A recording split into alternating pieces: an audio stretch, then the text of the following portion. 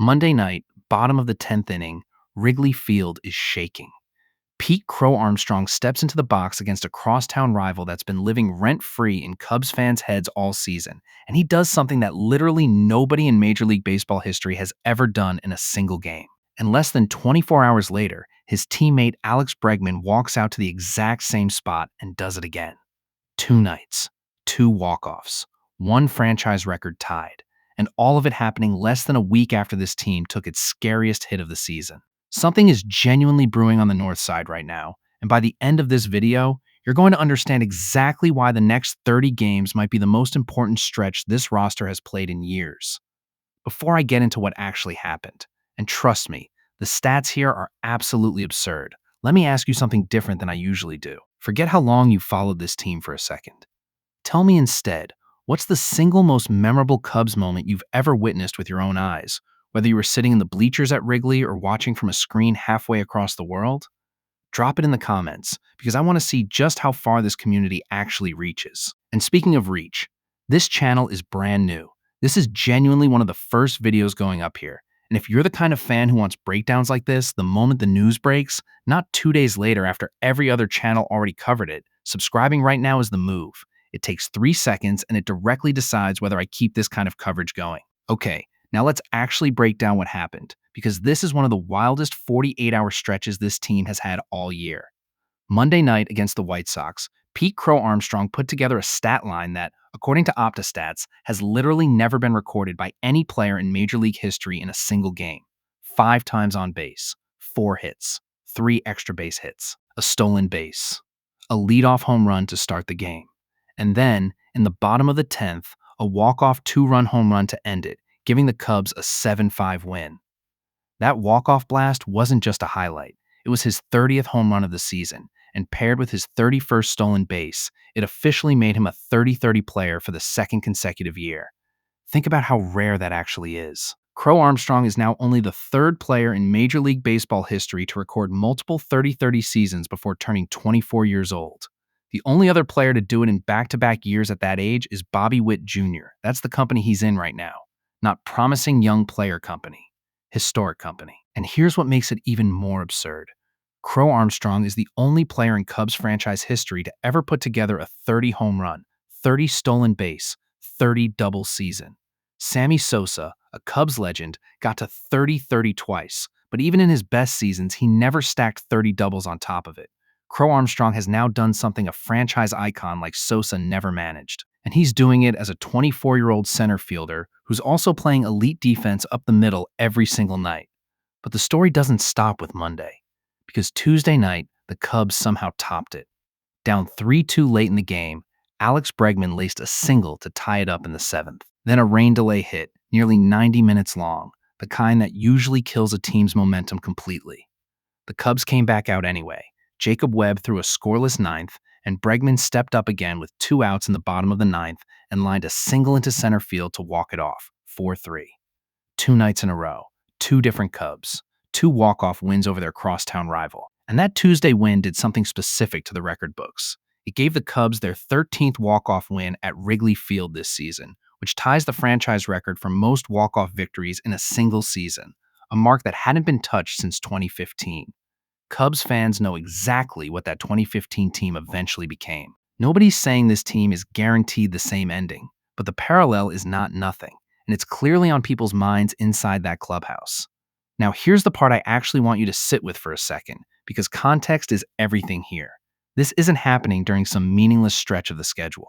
This dramatic, historic, walk-off every night stretch of baseball is happening immediately after the Cubs got hit with what looked like a genuinely deflating piece of news. Just days earlier, on that same Sunday, starting shortstop Dansby Swanson left a game against the Cardinals with an oblique injury that ended up being diagnosed as a grade 2 strain, one that could keep him out for a month or more, potentially through the rest of the regular season. A 2-time Gold Glove shortstop, a leader in that clubhouse, suddenly gone for an extended stretch right as the calendar flips toward the most important weeks of the year.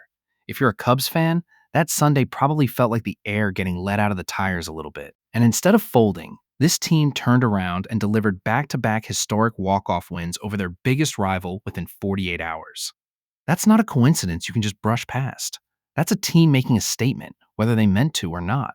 So let's talk about where this actually leaves the Cubs, because the bigger picture here is genuinely exciting if you're a fan of this team. Chicago sits at 74 wins and 54 losses, still in second place in the National League Central, about 4.5 games back of a Milwaukee team that has been nearly impossible to catch all summer. But here's the number that actually matters more right now. The Cubs are firmly holding onto a National League wildcard spot, and if the postseason started today, they'd be hosting a Philadelphia Phillies team they've already beaten 6 times out of 7 meetings this season. That's not a scary first-round matchup. That's a matchup Cubs fans should genuinely be excited about. With more than 30 games still left on the schedule, there is real time for this team to either chase down Milwaukee for the division or simply lock in that wild card position and build momentum heading into October. And that's exactly why the timing of everything we just talked about matters so much. Crow Armstrong is playing the best all-around baseball of his career at the exact moment the Cubs need someone to step up and be the engine of this offense. Bregman, who by his own admission had a rough opening few months in Chicago after signing that massive 5-year deal, is now delivering in the biggest moments, night after night, exactly the kind of production and clutch presence this front office paid for. And the pitching staff, even without a full head of steam, has been finding ways to close games out late, whether that's Jacob Webb locking down a 9th inning or the bullpen simply holding on long enough for the offense to do something historic. Here's my actual take on all of this. I don't think what we're watching right now is just a hot streak that fades in a week. I think this is a team that just proved something important to itself. When they lost Swanson, that could have been the moment this season quietly slipped away, the way so many Cubs seasons have in years past when adversity hit at the wrong time. Instead, the response was immediate, and it came from 2 completely different players in 2 completely different ways. One, a homegrown 24-year-old finally putting together a truly complete season. The other, a big-ticket free agent finally settling in and delivering exactly what he was brought to Chicago to do. When your production is that spread out across the roster, that's usually a sign of a team that's built for a long run, not just a short hot streak. Now, I'm not going to sit here and pretend everything is perfect. The rotation is still banged up.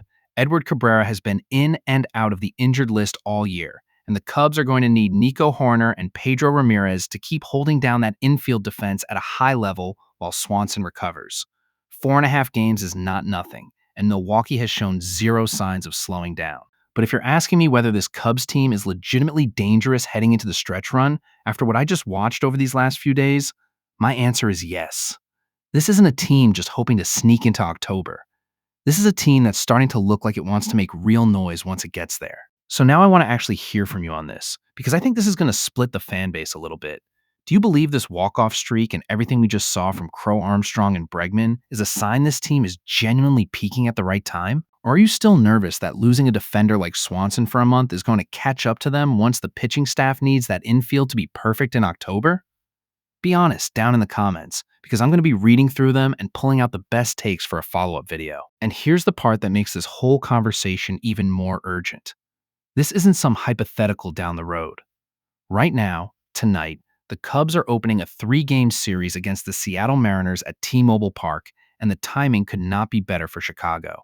Seattle is coming off an absolutely brutal stretch, getting outscored 65-38 over their last road trip, including a humiliating 22-0 blowout loss to Milwaukee earlier this week. Matthew Boyd takes the mound for the Cubs against Emerson Hancock, and if this offense carries even half the energy from those White Sox walk-offs into Seattle, this is exactly the kind of series where a hot team turns a struggling opponent into a statement win. This is also Chicago's last stop in the Pacific time zone all season, before they head to Arizona to face the Diamondbacks early next week, and then settle back into a mostly Central and Eastern time zone schedule down the stretch. That's everything for this one. And honestly, given the way this team has been playing the last few days, I would be shocked if there isn't another headline within the next week. If this breakdown gave you a clearer picture of what's actually happening with this team right now, do me a favor and hit that like button. And if you haven't subscribed yet from earlier in this video, now's the time, because this channel is going to be tracking every single one of these moments as they happen, not days later. Let me know your prediction for tonight's game against the Mariners in the comments, and I'll see you in the next one. Go Cubs, go.